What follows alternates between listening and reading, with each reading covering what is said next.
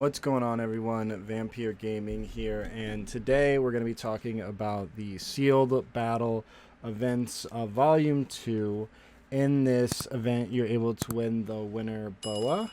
It is a foil version of the promo variant that you get. I just won the one at my local event, so I'm going to talk about the strategy that I used, because you do have this 5-life Luffy leader.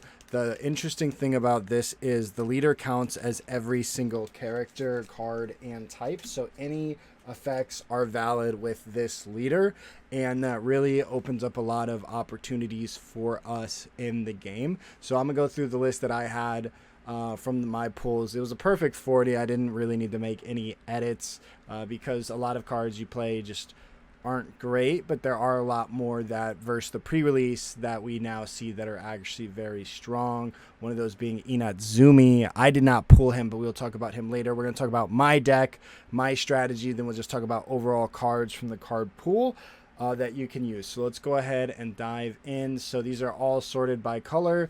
When it comes to these events, you definitely want your vanillas. The vanillas are the best, especially if they're like 4-5, or I'm sorry, 4-6, or like 6-8 and like 8-10, just because those big bodies are harder to be answered. We don't have Kid this time around, so they can't eat our hand and double swing. So these bodies are a lot more sticky and require a lot more investment to remove, especially once you get to like the 6-8s. Those pretty much are guaranteed to stick unless they have something bigger. But yeah, so first up, we've got dice. I pulled one dice, Tanaka. You'll play any blockers you play. I did get to trigger this out of life, which was huge. I still think I won the game relatively easily, but this just secured it. And then you have Blue Jam. This is one of the best cards. If you pull Blue Jam, put him in. Why Blue Jam? Because he pops this guy and he pops Chopper. So he pops two. There are two blockers in particular that he can remove. And typically, if you're going second, they're going to play that on their 3 curve. My ideal 3 curve is a blocker and swing 6. Or you can play Bart if you have Bart. I went 2 games going first, 2 games going second. The games I won, I took the dice roll. I just went ahead and went second just because I had such a strong odd curve, or I'm sorry, such a strong even curve.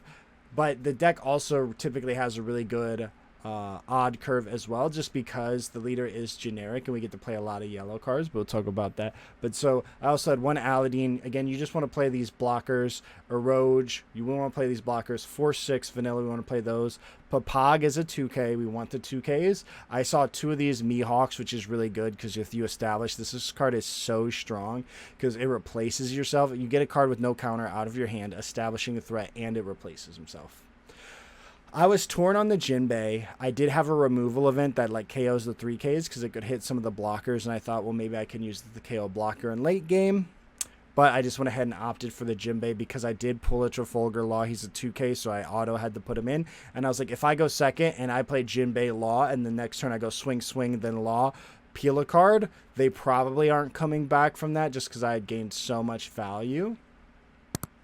And so that was my thought on this. As to why I would just go ahead and slap in the Jinbei. I chose him over the removal event. And then you got Boa 2K. Chopper, he's a blocker. Still holds up as a blocker. I did go ahead and play Tanjit.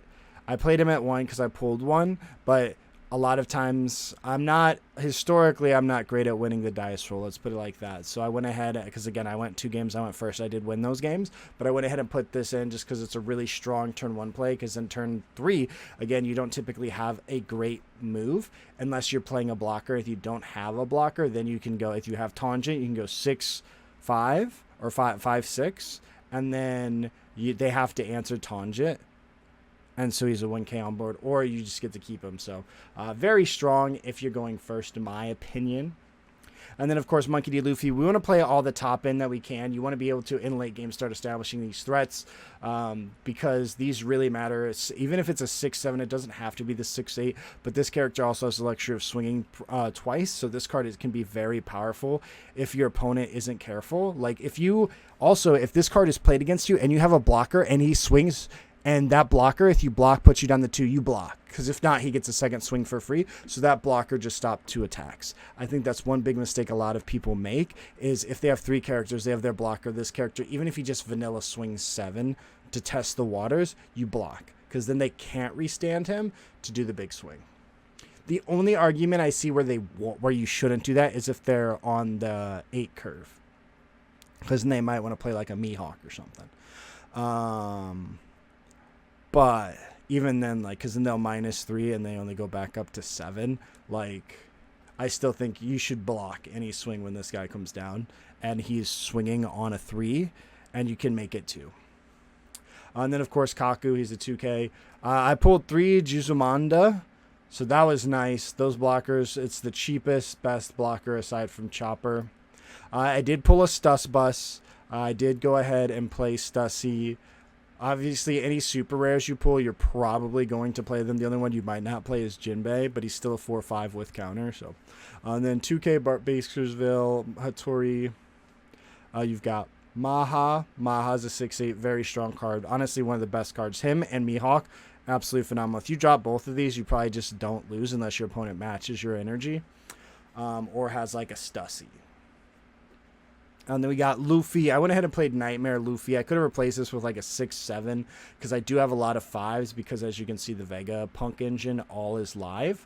But I went ahead and played this just because, again, Gizmonda and Chopper are both 2-cost blockers that you can easily remove with his ability. And in late game, sometimes you'll have a couple bodies in there so you can boost them up when going for game. I did also, fortunately, hit a Sabo, so Sabo was really strong. I only saw him in 1 game, but I was able to clear board because of him, because there are 5 costs, and most of the blockers are under 3. You can usually get 2 bodies, so he comes up. And then, of course, the Vegapunk engine. You typically play most of these, even Jinbei, just because Jinbei bounces a threat and adds himself to your hand. I did not see Jinbei, but we've got Atlas. This card plays if I trigger it, and then also if my life is less, it can't be KO'd. This one, if it's a triggered, gains 2,000 power on my leader, so he's a 7K leader, so that can save your leader. Edison lets you cycle if you're low. He's also a 2K, which is big. And then if it's a trigger, you can play him. And trigger bodies are going to be huge. Nico Robin, you do this just because if you hit that trigger, plussing 2 is huge in a sealed format. Again, Pythagoras, same thing. If it triggers, you get the body. And then if they KO him, potentially you could bring out Vega Force 1. Again, he's just a vanilla, but then you got York. You typically don't want to use York's on play, but you could potentially do it if it's going to give you game next turn, but it does cost you a life card. And then Zoro rests anything. He can save you on the trigger. It's like playing yellow. Now, some of the events are some of the strongest cards in the format. Perfume Fimor. This card is absolutely insane. Your leader gains, or character, but it's probably going to be your leader because he counts as everything, gains 2,000 power, and your opponent can't activate blocker when he attacks. On top of that, we get cards like Slow Beam. It minuses 2 characters by 2,000, so this is great for protecting your bodies in late game. And then you get Noro Slow Beam Sword. You can give 2,000 power and then rest one of your opponent's characters, so this card is pretty sick. You can use it to rest a blocker if you're going for game. And then this card, these 2 cards, Perfume Fimor, and then if you get this, the Nine Tails Rush thing, I don't think this is the actual name, but if you have equal or lower Dawn than your opponent, which you typically use this in late game, both at 10, activate one of your Foxy. So then you get to set your leader, Luffy, who counts as Foxy, as active. So then you can go, it's essentially a Eustace, and you're going 12/12 unblockable. Phenomenal. Busted. And then Flame Split. This card is really strong. Your opponent does want to have 2 or less, but being able to rest a character lets you get through their blockers and go for game. Now let's go ahead and take a look at just some of the cards from this set. Before we do that, though, just kind of my overall strategy. So it really depends on what you get. You can play like for life, but I typically, since I had a good number of blockers, I think I had 6 or 7. If you have a decent amount of blockers, it's 40-card deck. You get 5 cards in your life, 5 cards to start. I like to call it like the Rocky Balboa method. So I'm going to take your first couple of hits so that way I have extra cards to protect my cards. And this is, of course, assuming I have decent threats in my hand. You definitely can switch up your strategy depending, but I'll take the first 2 hits, then start establishing board. And before I hit you, I'm going after your board. If I swing, I ideally will swing like 5 at them and see if they counter. A lot of people, if they do, then I'm like, oh yeah. Then like I want to just slim their hand so that when they establish their threats, I get to eat those. and then I'm just going to take away their hand economy, and then I'm going to take away their board, and then I'm going to, as long as I'm establishing a blocker, I typically can't lose as long as I'm keeping their board clear. And then I go at their life as they have like no resources. You can run out of bodies, so they can't establish as strong threats, and then continue to just go at them. Of course, there are cards like Stussy that you just can't expect, so you got to try to be careful with how you're playing. Another thing you can do is you can kind of play for life, protect your life, play your threats, let your threats go, and things like that. You need to keep in mind, like, just go face. If you have this, you can be more aggressive trying to get into that. You do have to be careful. Again, like, everybody can have so many different things, but you can really establish board. But yeah, my favorite, I think just overall taking the first 2 hits is fine. You're a 5 life leader, not a 4 life, which really changes things. And if they want to give up their cards in their hand to protect their life early, it means in the late game they don't have as much to protect their bodies. I can clear them if I'm establishing my big threats and they don't have a blocker. A big thing too is establishing a blocker early, so that way they're not incentivized to swing large into your threats. That's a huge deterrent, and a huge value is establishing a blocker early. So those 2 costs really matter. And then again, I think it's fine going first or second too. I think ideally you go second, but if you're curve, if you don't have like Mahas, you don't have Mihawks, you don't have 4/6s, maybe just go first. Because you swing first, you can put more pressure on, and then of course you have a bunch of 5s. There are some 6s, like these 6/7s. I know there's some Foxies, but yeah, let's go ahead and take a look at some of the key cards for this. So first up, of course, we're going to talk about all the blockers. Karina is actually the best one because she does a minus, so you can play this and remove threats, which is huge. This card is insane. Back Carrot is also pretty solid.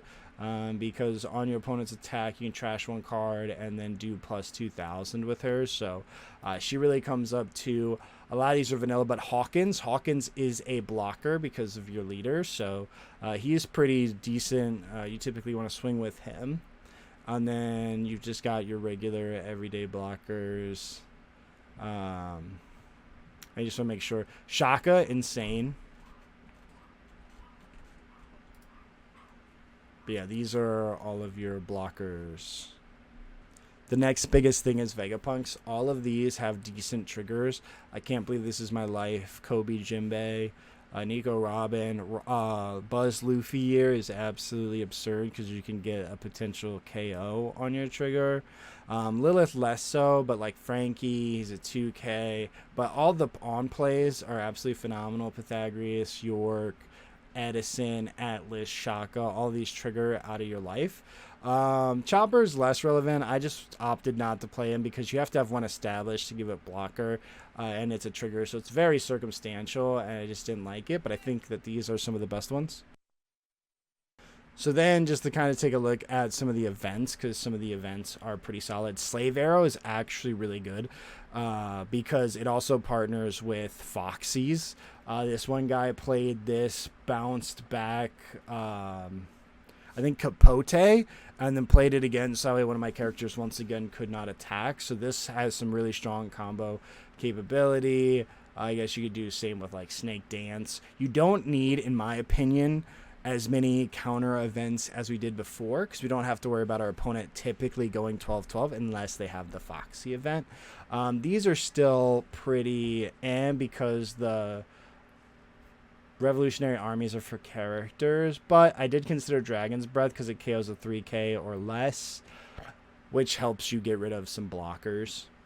But overall, opted not to. But Perfume Fomor, Slow Beam, Slow Beam Sword, all fantastic cards. Same with this card, Megadon, Ninetales Rush, absolutely amazing. You can play the Irie Quasar, your help, and then the Flame Split, absolutely phenomenal cards.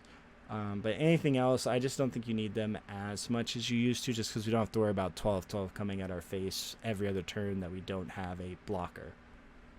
I think the last thing to cover is just the Foxy Pirates, because some of these cards are absolutely insane. Ito Mimizu. This guy's insane. You play this on 3, you can start ramping, and then you can get to the high drops before your opponent, because you go 3, you go 4, then you go 6, you go 7, then you're at 9 Dawn, dropping Mihawk, swinging 6.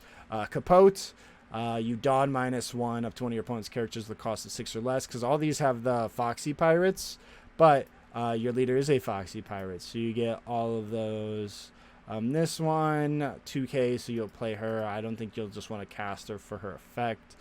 Chopper's not as strong. Hamburg, I think, is just a decent character to have on board.